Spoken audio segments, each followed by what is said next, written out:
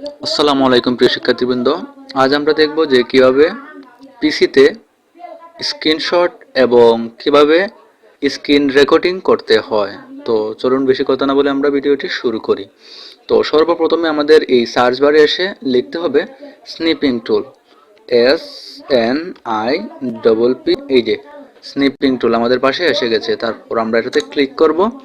এটাতে ক্লিক করার পর এখানে অপশন আছে এই যে, এটা হচ্ছে গিয়ে কোনো স্ক্রিনশট অথবা ফটো নেওয়ার জন্য, আর এটা হচ্ছে গিয়ে স্ক্রিন রেকর্ডিং করার জন্য। তো আমরা প্রথমত একটি পিকচার অর্থাৎ একটি স্ক্রিনশট নিয়ে দেখব, সেই জন্য আমরা এখানে ক্লিক করলাম। তারপর নিউয়ে ক্লিক করে আমাদের যে জায়গাটা স্ক্রিনশট নেব সেটা এরিয়া সিলেক্ট করলাম, যেমন আমি এতটুকু নিতে চাই।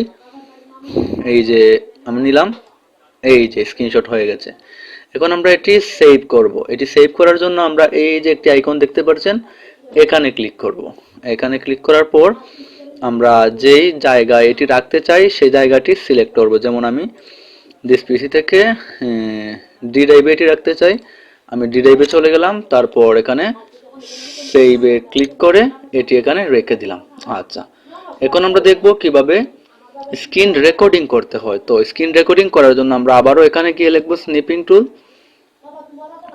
SNI। এই যে এখানে স্নিপিং টুল চলে এসেছে।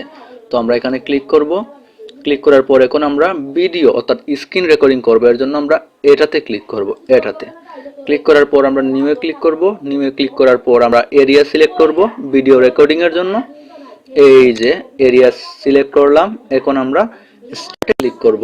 স্টার্টে ক্লিক করার পর এখানে 1 2 3 পর্যন্ত অপেক্ষা করে তারপর ভিডিও শুরু হবে। এখন আমাদের ভিডিওটা শুরু হয়ে গেছে।